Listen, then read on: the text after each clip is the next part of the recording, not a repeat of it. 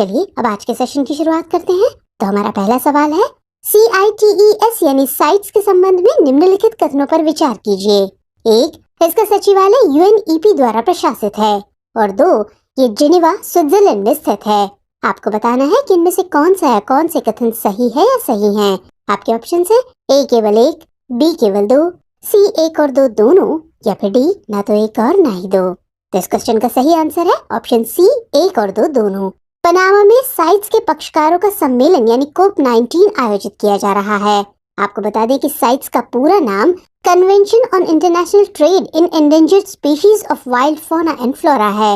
ये सरकारों के बीच एक अंतर्राष्ट्रीय समझौता है। इसका मसौदा 1963 में IUCN के सदस्यों की एक बैठक में अपनाए गए एक संकल्प के परिणाम स्वरूप तैयार किया गया था। ये समझौता 1975 में लागू हुआ। इसका सचिवालय संयुक्त राष्ट्र पर्यावरण कार्यक्रम यानी UNEP द्वारा प्रशासित है और जिनेवा स्विट्जरलैंड में स्थित है। इसलिए कथन 1 और 2 दोनों सही हैं, तो इस प्रकार विकल्प C सही उत्तर हो जाता है। चलिए नेक्स्ट क्वेश्चन। वैश्विक स्तर पर व्यावसायिक रूप से उपलब्ध पहली आनुवंशिक रूप से संशोधित यानी GM खाद्य वस्तु थी आलू, सरसों, बैंगन या फिर टमाटर। तो सही जवाब है टमाटर, जो कि ऑप्शन D में दिया गया है। हाल ही में अमेरिका में बैंगनी टमाटर को नियामकीय मंजूरी मिली है। आपको बता दें कि टमाटर व्यावसायिक रूप से उपलब्ध पहली आनुवंशिक रूप से संशोधित GM खाद्य वस्तु थी, इसलिए विकल्प D सही है। इसका आविष्कार 1994 में अमेरिका में किया गया था।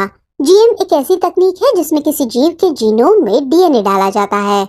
GM फसल का उत्पादन करने के लिए नए DNA को पौधों की कोशिकाओं में स्थानांतरित किया जाता है, जिससे फसल के विशेष गुणों में वृद्धि होती है। भारत में वर्तमान में BT कॉटन एकमात्र GM फसल है जिसका व्यावसायिक उद्देश्य के लिए उत्पादन हो रहा है। चलिए अगला सवाल। सैन्य कमांडर लचित बोरफुकन किस साम्राज्य से संबंधित थे? नागा साम्राज्य, अहोम साम्राज्य, लोहित्य साम्राज्य या फिर कचहरी साम्राज्य? तो इसका सही जवाब है ऑप्शन B अहोम साम्राज्य। हाल ही में महान असमिया जनरल और लोक नायक लचित बोरफुकन की 400वीं जयंती का 3 दिवसीय उत्सव मनाया गया। लचित बोरफुकन की बात करें तो ये अहोम साम्राज्य के एक सैन्य कमांडर थे, इसलिए विकल्प B सही है। उन्होंने कई बार मुगलों को युद्ध में हराया था।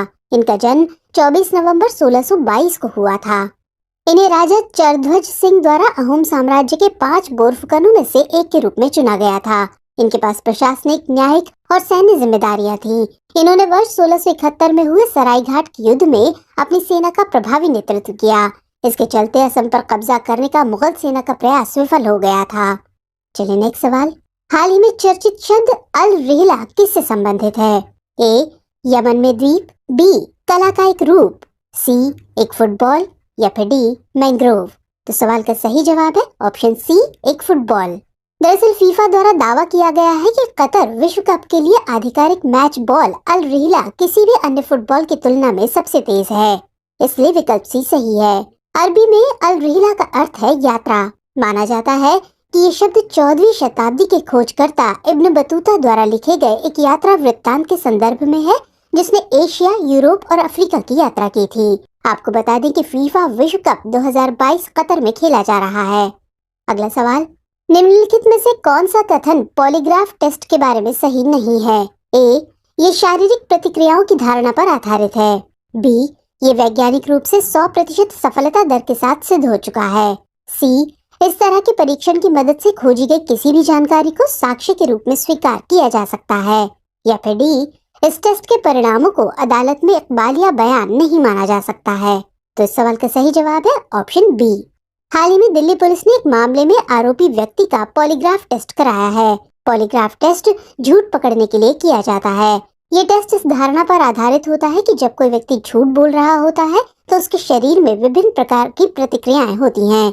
इनमें दिल की धड़कन, सांस लेने में बदलाव, पसीना आदि शामिल हैं। टेस्ट में कार्डियो कफ या सेंसिटिव इलेक्ट्रोड जैसे उपकरण व्यक्ति से जुड़े होते हैं, जो प्रश्न पूछने के बाद आरोपी के ब्लड प्रेशर, धड़कन आदि को मापते हैं।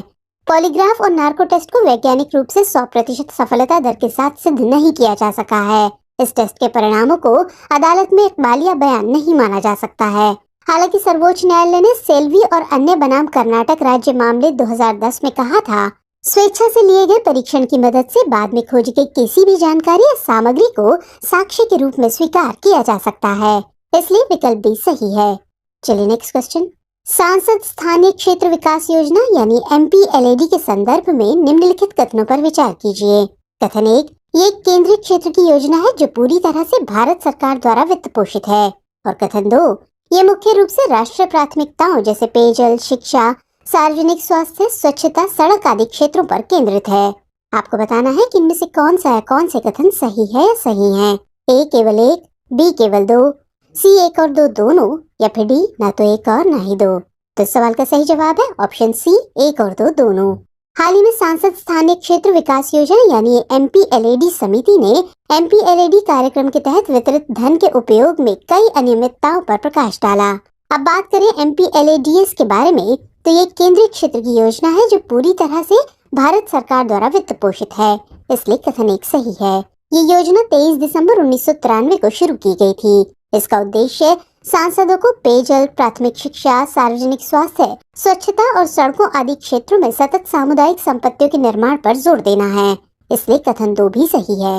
इस योजना के तहत प्रत्येक सांसद को अपने निर्वाचन क्षेत्र के लिए वार्षिक 5 करोड़ रुपए मिलते हैं, इसलिए विकल्प सी सही उत्तर है। अगला सवाल, ग्लोबल इनोवेशन इंडेक्स 2022 के बारे में कौन सा कथन सही नहीं है। A, ये विश्व आर्थिक मंच द्वारा जारी किया जाता है। B, इसमें भारत 40वें स्थान पर रहा है। C, स्विट्जरलैंड को पहला स्थान मिला है। या फिर D, इसकी theme the future of innovation driven growth है। तो इसका सही आंसर है ऑप्शन A। दरअसल बीते दिनों ग्लोबल इनोवेशन इंडेक्स यानी GII 2022 जारी किया गया। इसकी theme the future of innovation driven growth रखी गई है। इस इंडेक्स में 132 देशों में स्विट्जरलैंड पहले पायदान पर रहा है, वहीं इसमें भारत का स्थान 40वां रहा है। इस इंडेक्स में भारत 2021 में 40वें और 2015 में 81वें स्थान पर था। अब बात करें GII के बारे में, तो इसे विश्व बौद्धिक संपदा संगठन यानी WIPO द्वारा जारी किया जाता है, इसलिए विकल्प A सही होगा। ये नवाचार के मामले में लगभग 132 अर्थव्यवस्थाओं के प्रदर्शन की रैंकिंग करता है। चलिए अगला सवाल देखते हैं।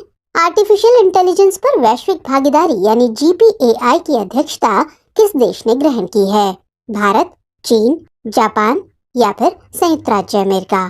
तो सही आंसर है ऑप्शन ए, भारत। हाल ही में भारत ने आर्टिफिशियल इंटेलिजेंस पर ग्लोबल पार्टनरशिप यानी GPAI की अध्यक्षता ग्रहण की है, इसलिए विकल्प ए सही है। भारत ने 21 नवंबर 2022 को टोक्यो में निवर्तमान अध्यक्ष फ्रांस से GPAI की अध्यक्षता हासिल की।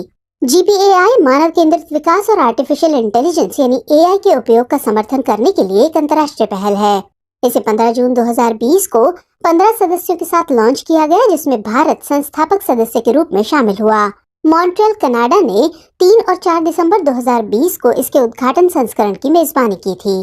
अगला प्रश्न, इसरो के संदर्भ में निम्नलिखित कथनों पर विचार कीजिए। 1, इसका गठन 15 अगस्त 1969 को किया गया था। और 2, इसका मुख्यालय तिरुवनंतपुरम में स्थित है। आपको बताना है कि इनमें से कौन से कथन सही है या सही हैं। A केवल 1, B केवल 2, C 1 और 2 दोनों, या फिर D ना तो 1 और ना ही 2। तो सही जवाब है ऑप्शन ए, केवल 1। हाल ही में इसरो ने अपने 200वें साउंडिंग रॉकेट RH-200 को सफलतापूर्वक लॉन्च किया। अब बात करें इसरो की, तो इसका पूरा नाम भारतीय अंतरिक्ष अनुसंधान संगठन है। इसका गठन 15 अगस्त 1969 को हुआ था, इसलिए कथन 1 सही है। ये भारत की अंतरिक्ष एजेंसी है जो भारत सरकार के अंतरिक्ष विभाग का एक प्रमुख घटक है। इसकी परिकल्पना डॉक्टर विक्रम साराभाई द्वारा की गई थी। इसका मुख्यालय कर्नाटक के बेंगलुरु में है, इसलिए कथन 2 सही नहीं है। इस प्रकार विकल्प ए सही हो जाता है।